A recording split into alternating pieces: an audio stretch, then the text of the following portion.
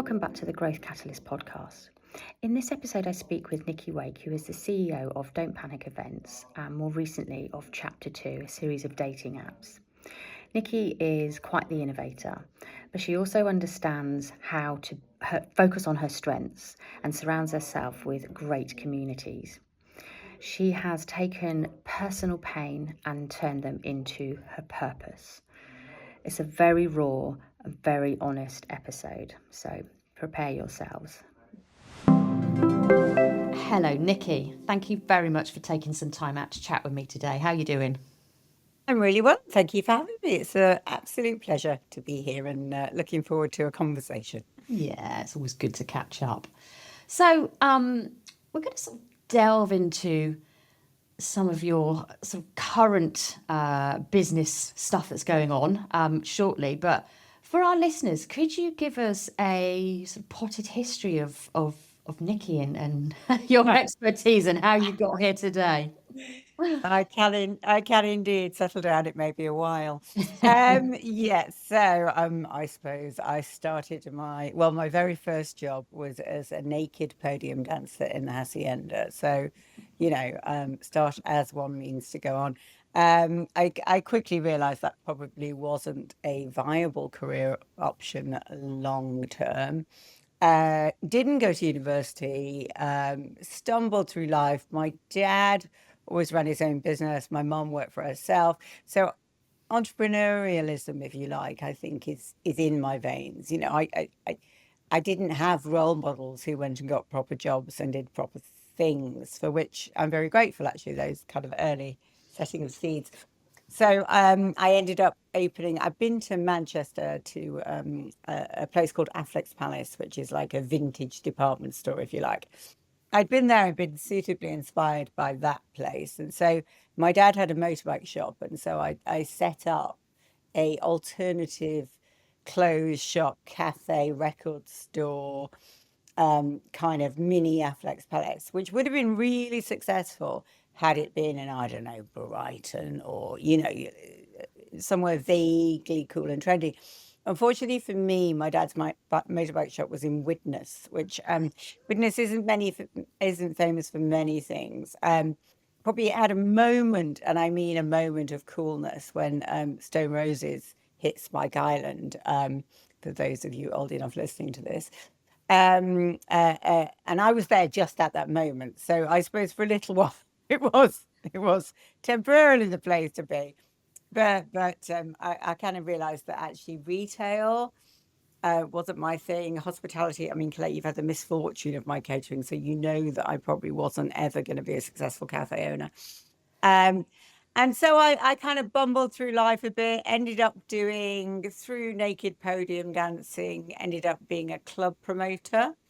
And I think that was where the very first seeds of events started. So worked for a number of different events, operations, organizations. I became a minority shareholder in an events company called Out There Events, first events agency in Manchester.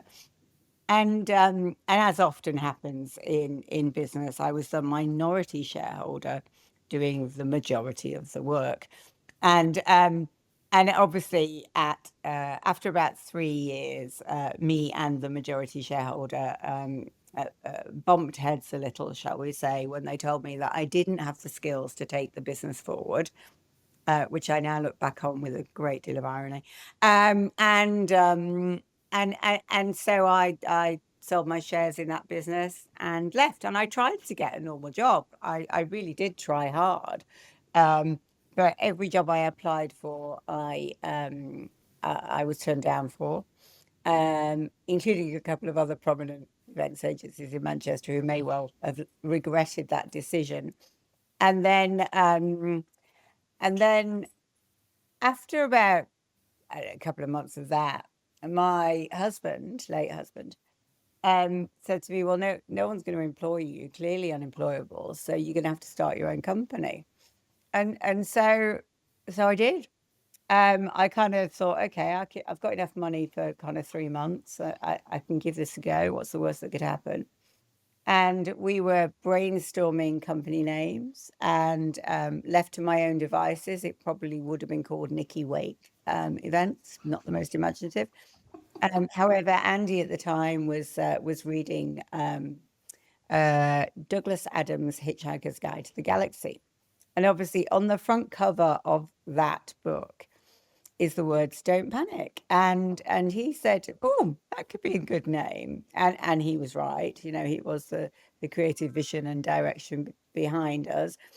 And so Don't Panic was born. And I did my one and probably only piece of proper marketing, which was I got 1,000 bright pink postcards with the word "Don't Panic" written on them, and I sent them to every single person I knew. So this was before the days of smartphones or kind of databases or Excel or anything of that nature. I had a Filofax, and I took out every business card and handwrote a postcard to everybody and said, "I'm setting up this company. I'm available to do anything. I mean, within legal and moral guidelines, and even those could have been blurred." And waited for the phone to ring, and actually it did. 3 days later, by a guy who worked for the University of Sunderland, who had an idea for a conference, and that conference was called Blogs, RSS, and Podcasts: The New PR. So it was. We didn't realize it at the time, but that was the very first social media conference to ever take place in the UK. And we did it in Sunderland, of all places. Who knew the birthplace of social media as a career happened in Sunderland? But it did. And we knew we were onto something when I looked around and there was 200 people who paid to be in Sunderland, in a lecture theatre. People have flown in from Latvia and various places to hear about this thing called the new PR. And I sort of realized then that was the start of something special. And we went on to create and deliver that conference in 9 different locations around the UK. So that was kind of the bedrock, if you like, for my business. But it was also quite crucially, when Philip came to me with the idea, Philip Young, he didn't have any budget. Right, it's a university, it's academia. They're great on ideas, but not very commercially minded. And so most event agencies wouldn't have taken that project because there was no fee, whereas I had absolutely nothing to lose and an awful lot of time on my hands. So I took a very entrepreneurial approach to running an event and said, "Do you know what? You've got the ideas, you want the audience, but you're not necessarily interested in the money. How about I keep all the money and you provide the venue and you get all the branding and the kudos?" And he thought that was a great idea because it meant that he could put on an event with no risk to his university, and it meant that we could create something. And so we went on to do that 9 times, and that kind of paid our first year, if you like, of existence and fees. And all of a sudden, I realized as an events agency, you didn't need to go and pitch for clients. You could just make your own events up. And so it was almost like that was what I did with nightclubs. So I translated that nightclub attitude, sort of club kid attitude, if you like, but kept my clothes on this time, to the idea of running commercial and corporate events. And one thing led to another. Then we did get some standard normal client work as people saw what I was doing and I was back in the market, which was great. And then out of that event, so this was before social media was called social media. The phrase social media started being bandied around. Facebook happened. X launched the week we launched. I mean, it was called Twitter then. It was good. And sort of we then launched the UK Social Media Awards as our kind of first big flagship awards. Now, last night I delivered that awards. Well, when I say I mean my team of incredible staff delivered that. I put on a very nice frock, turned up, and handed out 5 awards. And so now Don't Panic is a B2B awards events agency, and we deliver 22 owned awards. So that's awards that we own, mostly in the digital tech, creative, e-com agency space, around the world. So we've got events in Dubai, events in Las Vegas, events in we're off to Sydney in January. Mainly all places I like to go on holiday, you'll notice, rather than any. There's a theme. solid business reason. So we build an awards in the UK and then we scale it internationally. And that model's worked brilliantly for us. And obviously those assets become very, very valuable assets to the company. So life was great and everything was going brilliantly in up until 2017. And then in 2017, my husband suffered a heart attack, which resulted in a catastrophic brain injury.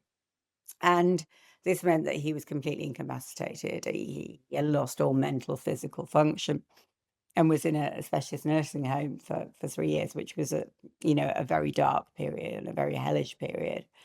We finally lost him to COVID in 2020. So in 2020, I was a broken woman, I'll be honest. During that lockdown period, everybody day drank. Only at the end of lockdown, I didn't stop. And I continued to drink through grief and loss and pain. But I was trying to find some joy, some hope, some meaning again. I mean, to get your head around it, it's so hard for me to have walked into Don't Panic every day and see the logo that Andy designed on the wall. Andy's DNA was all over that business. Not that he did much work in it, to be quite frank. In fact, I sacked him to be a stay-at-home dad at one point.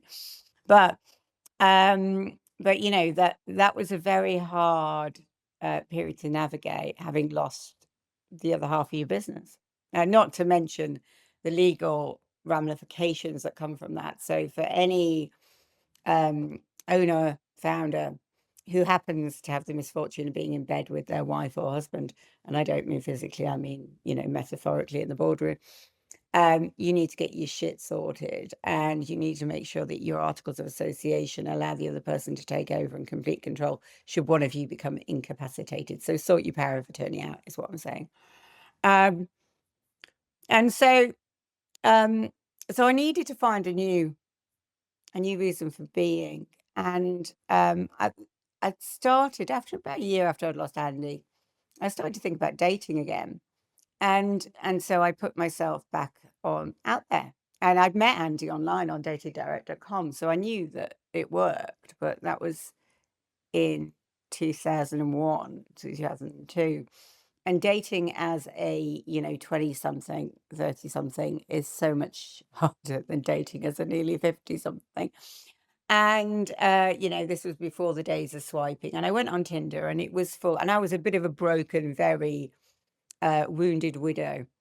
And Tinder was full of dick pics and ghosting and married men. And I thought there has to be a better way.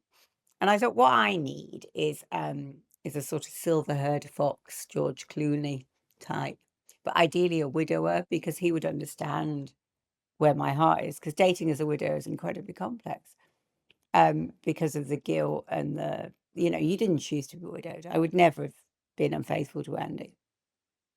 And so I went on the App Store to find an app, and there wasn't one. And then I went on the Google Play Store, and there wasn't one there. And I'm an entrepreneur, and I cannot let an opportunity go. Entrepreneurialism runs right through every area and aspect of my life. My 17-year-old son says to me, is there anything you won't monetize? It's like, no, clearly not. And so as I put him out to work as a would-be fashion designer now, and so I thought, well, if that doesn't exist and it's a genuine problem, then I can solve that problem. And so I went out and I raised an initial 60K, which is naively what I thought you needed to launch a dating app. How foolish of me. And yeah, it's enough to get it built and off the ground, but there's a whole world of marketing to come beyond that. And so I launched, and the press went crazy for the story. One of the smartest things I did was hire a PR company to tell my story, because my story is, tragically compelling, I think is the way I would describe it. And the media loved it. And so I think I've been in every single woman's magazine in the UK. I've been in every broadsheet, every tabloid. I mean, I really hope that Andy was right and there isn't a God and there is no heaven, because if there is, I'm absolutely screwed when I get there, because I have used and abused torrid tales of our sex life all over the Daily Mail to get column inches to try and promote my apps. You know, I'm fairly ruthless in that sense, and I could spot a good headline, and so we launched to great acclaim in the UK. All went very well. At this point, I was still trying to date using my own app with very little success, mainly because I was at that point slowly spiraling into alcoholism. Um, and I realized that actually what I didn't need was a relationship. What I needed was sex. And so I started on naughty sister app, which is called Widow's Fire.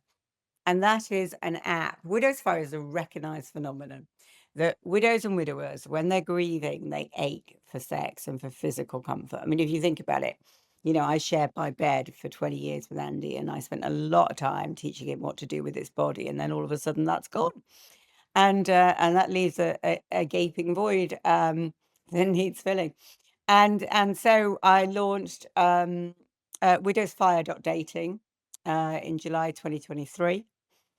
We then went international. So chapter 2 is now live in the UK, US, Canada, and Australia. Widows Fire is just international because a lot of that action happens online. People tend to be webcamming rather than meeting in person. And life was pretty good. It was starting to feel better, but there was still an underlying issue, and that was my drinking.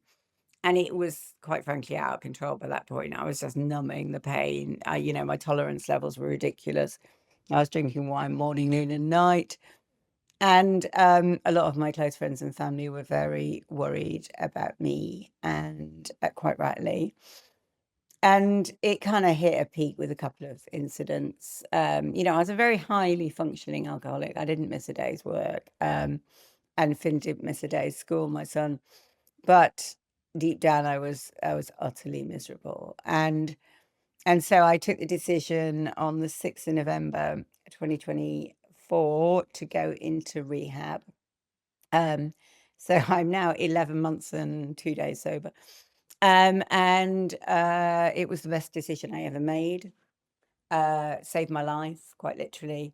But while I was in rehab, they gave me a leaflet which had the word sober sex on it. And I thought, I don't think I've ever had sober sex. Because if you think about it, quite often, you know, it usually involves somewhere along the line, either hangover sex or, you know, in the throes of. And so, or even during.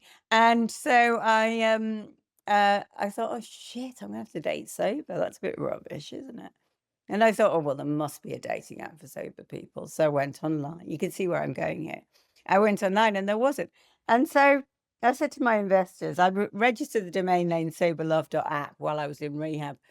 And I said to my investors, can I have some more cash? And they said yes, thankfully. And so we launched Sober Love in March this year, 2025.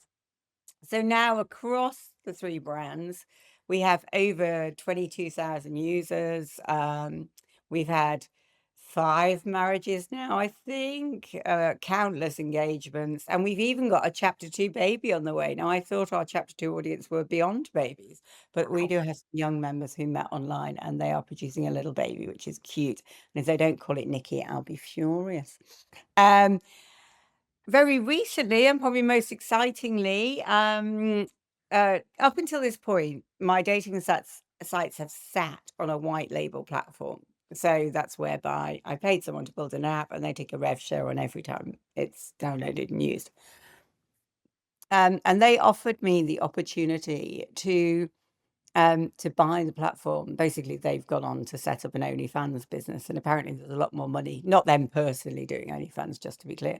Um, but yeah, there's a lot more money in OnlyFans than there is in Widows.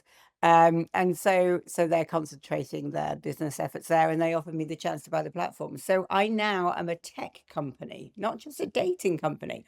And so what that means is anyone who's got a dating app idea can come to me and I can help incubate that idea and show them how to build a dating app. But crucially, how to market and promote it, because actually building the app is the easy bit. That's the code, there's nothing.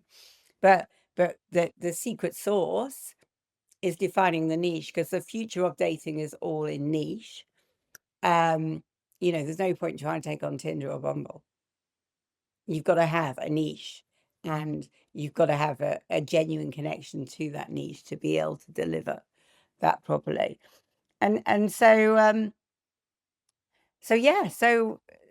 we bought the platform on the 1st of September.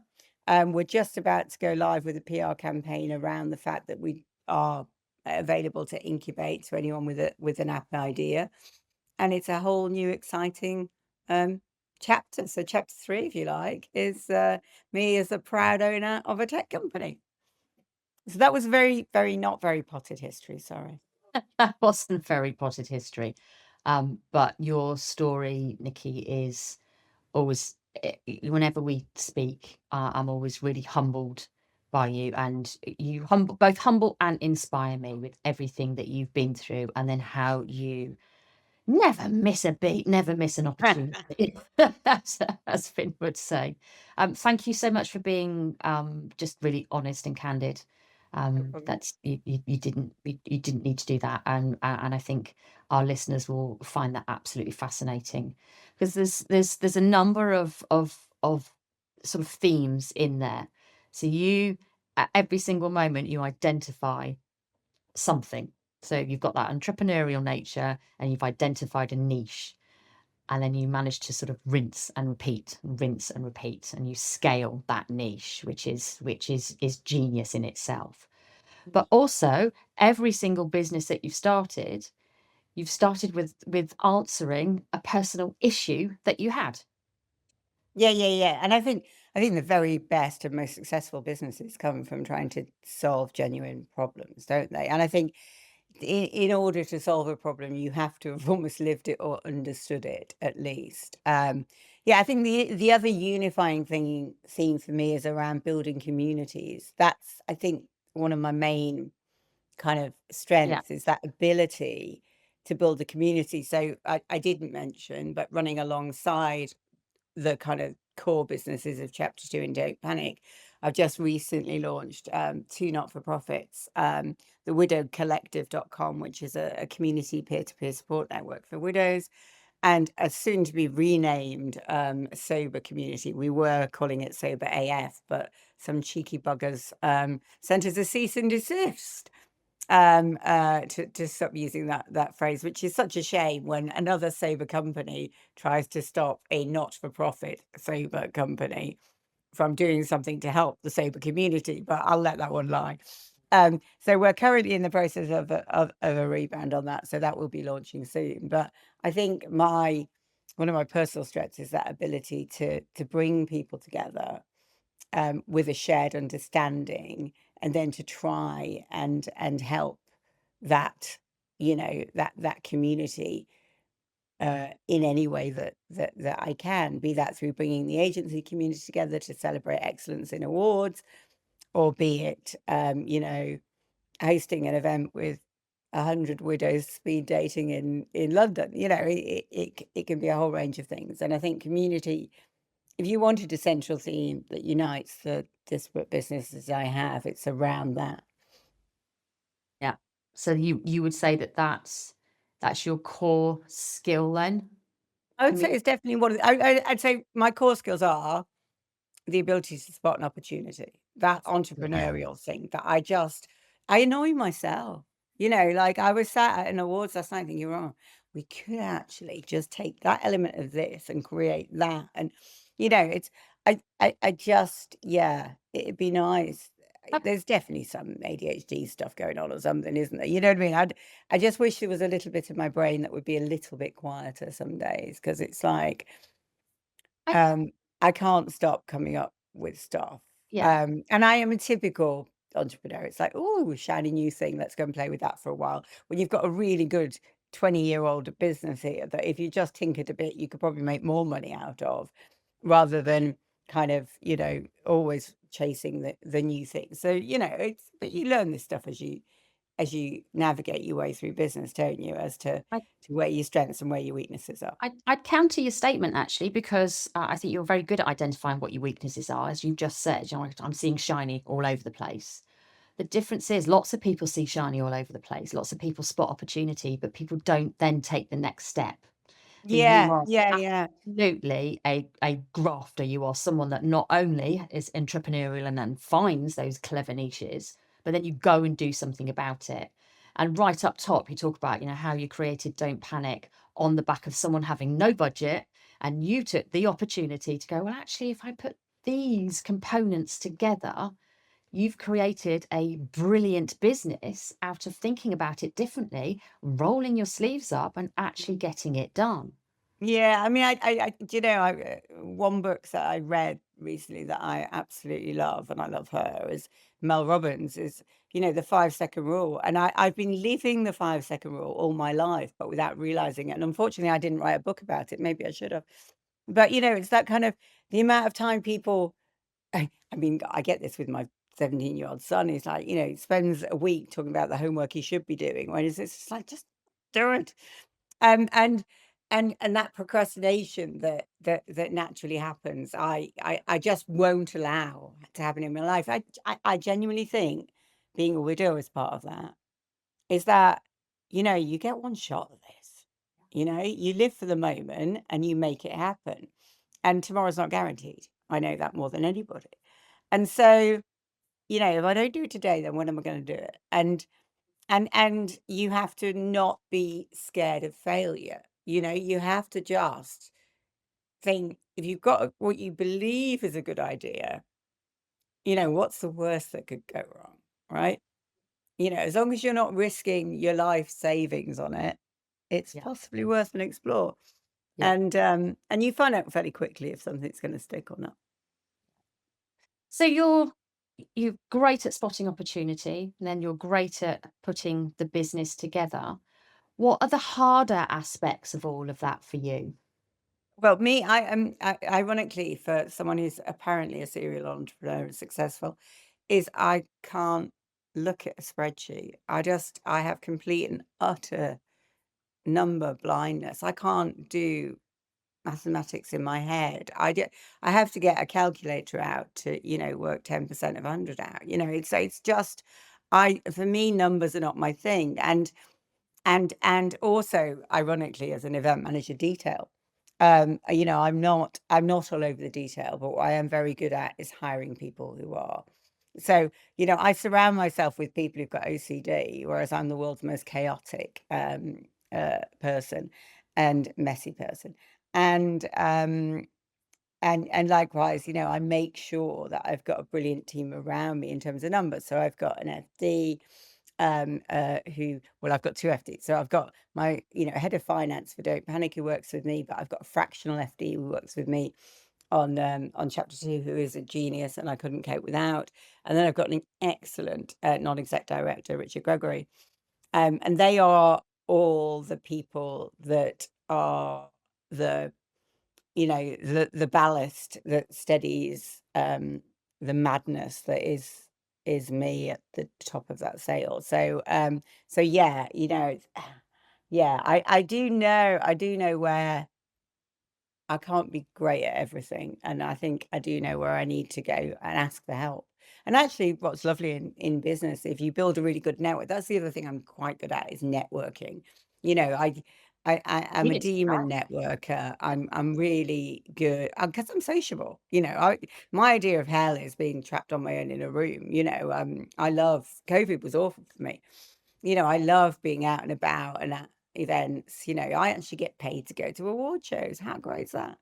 And, um, just having conversations with people and connecting people and then doing introductions. And it's that gift economy thing, isn't it? If you recommend somebody, they'll remember that later down the line. So yeah, the power of the network for me, and particularly I'm Manchester, and I love that, people talk about 6 degrees of separation. In Manchester, it's three tops, you can get to anyone here, really, really easily. And I love that about this city. So, you are very good at obviously that spotting. So even that self-awareness of knowing what your strengths are and then letting everybody else help you with your weaknesses. Mhm. So rather than doubling down and trying to fix that, we're like, yeah, I know I'm not good at that. I'm going to pass that bit out somewhere. So that's again just that insight of just understanding who you are, what you're good at, and just focusing on that. That's something that's often lacking. People are trying to fix their weaknesses. Do you think was that a natural insight about yourself, or is that something that you've kind of it was sort of grown over Yeah, the I think I have sort of found out the hard way a few times. I think there's been moments where I've thought I can crack everything, and then a budget falls apart, and you realize you didn't spot a formula that was wrong, or you didn't have the foresight to think about handling something in a specific way. So no, I mean, I think that is having learned the hard way, and learning to listen to people. I think is something I've learned. I think that a lot of that comes with age, doesn't it? The kind of audacity of youth that you think you know everything, and you really don't. And actually, it is important to kind of create those mentors and role models around you that you look up to, that you respect, that you listen to. Um, you know, it's wonderful that even at 54, I'm still learning stuff about myself and about business all the time. So so yeah, I mean, I and mean, again, that shows, great insight, but a significant growth-minded individual. So you're identifying the opportunity, you know what you're good at, and you know how to sort of put the right building blocks in place to build that opportunity. yeah, I mean, I tell you what has helped an awful lot with all of that stuff is my recent life experience, and having spent a lot of money on counseling and psychotherapy, and just having a better understanding of myself, has obviously helped me um, personally, and helped me overcome my demons with alcohol, but also helped me um, in a business sense. I think there's a lot to be said that you can take stuff from the psychotherapist's couch to the boardroom, and it translates well, and it gives you a better understanding. You understand your own motivations. That helps you understand other people's, or identify other people's. Um, yeah, and it just makes you question things a bit more, doesn't it? Which helps me be a more emotionally intelligent manager or Yeah. leader. Yeah. So are there any misconceptions that people have about what you do? I'm sure there are hundreds, really. I mean, I think most people think I just fly around the world sipping champagne, or not champagne anymore, Prosecco. Um, putting on glamorous parties, and the reality is it's lots of blood, sweat, and tears, and late nights, and worrying, and all of that kind of thing. I mean, luckily I've got an amazing team who do a lot of the work. Um, I think obviously I'm continually battling challenges around perceptions around the dating industry, and the kind of whole. A lot of people are very nervous about dating online now, with scammers and all that kind of stuff. So there's a lot of that sort of stuff that I spend quite a bit of time within the dating industry, educating. The other thing I'm really passionate about is female founders raising investment. So, to um, launch chapter 2, we've raised, well, I personally have raised over £300,000 in investment, which is pretty incredible. When you find out that only 2% of all of the funding in the UK from investors goes to women, that is absolutely criminal. Yeah. I think it's just slightly less than 2%. Yeah, well, even worse. I'm doing my bit to kind of level that playing field, but there's a long way to go. And I mean, I think one thing I would try and sort of appeal to is any women who are thinking about savings, inheritance tax planning, trying to manage their own tax implications, is to consider angel investing in other women, because that can be life changing for the people that you're investing in, but also can save you 40% on your tax bill and X amount for whoever you leave your estate to in the future. Um, so it's a really smart way of making a very positive impact. Just choose your investments wisely, obviously. Um, but yeah, so I'm on a bit of a personal mission at the moment to try and change perceptions around funding for females, because female businesses are statistically more likely to succeed, and they are. So those the inequality between those two numbers I find staggering, and I think there's a huge piece I need to do around this, and that's, again, I'll no doubt at some point spot an opportunity there to be shouting about this, at government level, because it needs addressing, and it needs addressing properly. I went to a female founders conference 2 days ago, and it's like, if this is if this is the perception of what we're giving out as female founders, it's not a wonder we're not getting funding. It was not credible, authentic female driven businesses that had the platforms. And yeah, I think there's a huge job to be done. And I think female founders need to come together. So that's probably another community I'm going to have to build, isn't it? Watch this space. There's obviously another business in the offing there, Nikki. I think so. I guess you're getting a couple of hours sleep a night that you can give up now. Yeah. Okay, It's I not think life. you've just sort of started down the. I kind of try and look over the horizon, like what's happening over the next 12 months. And I know that nobody's got a crystal ball, and Yeah. things are changing rapidly every single day, so politically, socially, economically. And you've probably just touched upon, or just talked about one pressing challenge that you're actually facing. Is there anything else that concerns you that you see over the horizon?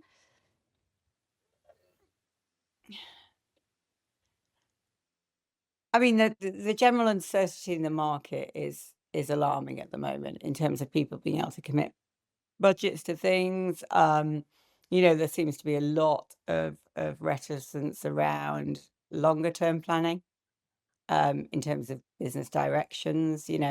Um, I think that's probably the main concern. I think uh, an issue facing my business, Don't Panic. I've currently got four of my senior five. So I've got five senior team. Four of those are pregnant at the moment or on maternity leave.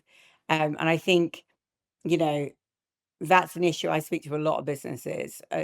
As small businesses, we struggle in those scenarios of how and what we do. So I think, that's certainly something that I think needs more consideration at government level as to how to support small businesses through those periods, because I absolutely am a family friendly employer and want to be. As a woman and a mother myself, I completely understand. But I think I think there's more that could be done at a government level to help both support the mothers involved and the employers involved. So yeah, I guess that's kind of front of mind and center at me at the moment, because everywhere I look, there's a bump and a looming 6 to 12 months off. What's a very human problem that you're having? Because everybody else I'm Mm. speaking to, they're all concerned about tech. They're all concerned about what AI, what's marching over the horizon, and your Yeah, problem I mean, I think AI is is an different. interesting one, because I think AI, well, for me, it's a wonderful thing, because an AI cannot run an event. They just can't. AI cannot create what I created last night. So that does give me a point of difference. Yeah. And also, the power of human connection and of bringing people in a room together that are real. um, I think there's some real opportunity around AI I mean, obviously AI has huge possibilities in terms of simplifying event management process. And but can it put 400 people in a room and show them a good time? I don't think it can. So Yeah, I think for me, I'm seeing it as an opportunity, rather than a threat. That's it. Very typical Nikki. So, obviously, our listeners are leaders or business leaders. So if you had 10, 15 minutes with some of those CEOs and C-suite, is there any message that you'd like to just sort of summarize and reinforce and give them some advice and guidance on I mean, from I your think I think experiences? I th- I think innovation has to be the key to survival, and I think encourage innovative thinking within your business, agility. One of the reasons I've had the success I've had is that I have an idea, I'm quick, I deliver it, I do it and execute it, and to remove those layers of approval and management. And to empower your senior team and give them the authority, the support, and the encouragement to trial things. So for me, innovation and entrepreneurialism, have that at the heart of your business. That should be one of your values. That you take the entrepreneurial attitude, and JFDI. It certainly stood me in good stead, and not being afraid to pivot. I think I've gone from an events company to a dating app. Same principles can apply across any vertical that you work in. Um, the power of connections. I've managed to raise 300 grand through people who've learned to love and trust me over the last 20 years in business. And a lot of those people, when I first met them, I had no idea the impact they would go on to have in my life 20 years later. And and that's my strength, is that ability to keep those friendships and connections, and remember the people to say thank you to, and to be grateful for their time. Um, yeah, I think having a pair of balls helps, doesn't it? Just not being afraid to ask someone for help. If you ask someone, very rarely will people say no, regardless of who they are. And if they do, that's the worst that can happen, isn't it? So yeah, I think that kind of spunky entrepreneurial can-do attitude gets lost sometimes in bigger organizations, or organizations where the founder doesn't have, the feet on the ground and the access to the audience, to the people they're selling to. Yeah. And that's about authenticity, isn't it? So you are innovative. So you've got a culture of innovation. And therefore, if you're making it safe inside that organization to test stuff, and it doesn't matter if it fails or Yeah. wins, you've made it safe. That's the sort of poster child for psychological safety. And Yes. Yeah. Well, I hope so. Yeah. Yeah. yeah, yeah, And you're not going to win 100% of the time. Uh, Failure is an option. It does happen, and as long as those failures don't bring the company down, and you learn from those failures. I mean, I think that's the critical thing, yeah, isn't it? Is every day's a school day is one of my favorite things, and it really is. yeah. Yeah, again, back to that growth mindset. You're just willing to learn what's next, what's next, what's next. So, are there any questions that you'd recommend that leaders should be asking of their teams? Oh my goodness, that's a difficult one, isn't it? I think it's really important to understand why your team's there and what they want from it.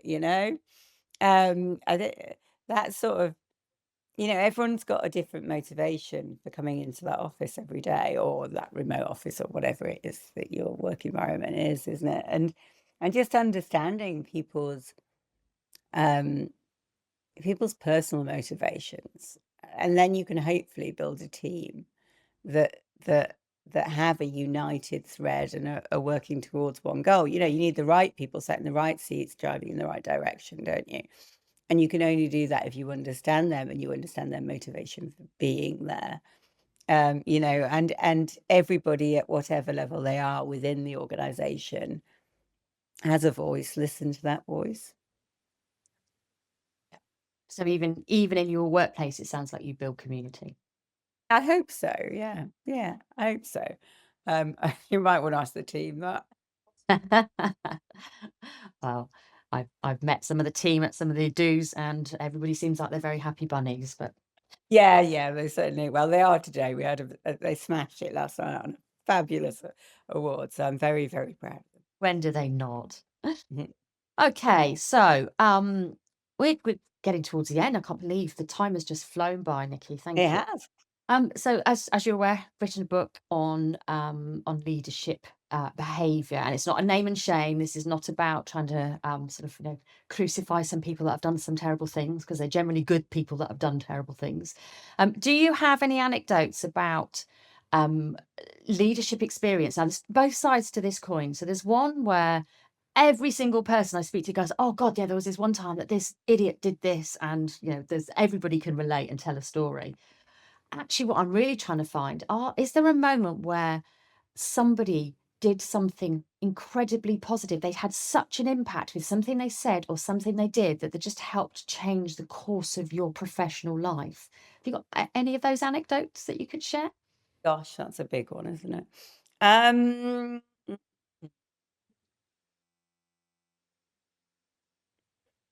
Trying to think. One of the most inspirational leaders I ever had was a guy called James Lindsay, who I worked briefly, well, not briefly, actually, I was there for 3 years, as head of events for the Trafford Centre, which is a huge shopping centre in Manchester, similar to Westfield in London, or you know, Merry Hill and Birmingham, those kind of things. And he ran a kind of management workshop with all of the team, the senior team, and he gave us a blank piece of paper and he said, "I want you to write down, the names of 3 key individuals who, who have inspired you, who've transformed, um, your mindset and your business and what that meant, so everyone put people down, and they could be teachers or whatever people that are on the way." He said, "And turn it over and write down who you think would have put your name down." And we were all like, "Oh, nobody." He's like, "Right, so your role is to make sure you're on the right side of the paper." And that stayed with me, and it has stayed with me ever since. And so that has made me think about the personal impact I have on the people I work with every day. Because I think the problem as a leader is that so as a leader, you almost naturally try and run things as a dictatorship because it's about you and your ideas. And really what we're trying to do is run a democracy. Wow, really powerful, Nicky. Thank you. My pleasure. I think we got to the end of our time here. Is there any question that I should have asked you that you can think of? Is there something that you would have liked to have said that we haven't I touched think on? so. I think, yeah, no, it's been thoroughly enjoyable actually. Yeah, I was a bit worried about having to come on and talk lots of management speak, but yeah, and I don't do that really. No, Not even a spreadsheet. absolutely not. And this is a no fluff zone. This is just sort of Good. rolling up sleeves and getting into to the under the hood of it. Nicky, that was fantastic. Thank you My so pleasure. much for sparing the time to talk with us today. Thanks for having me. Thank you.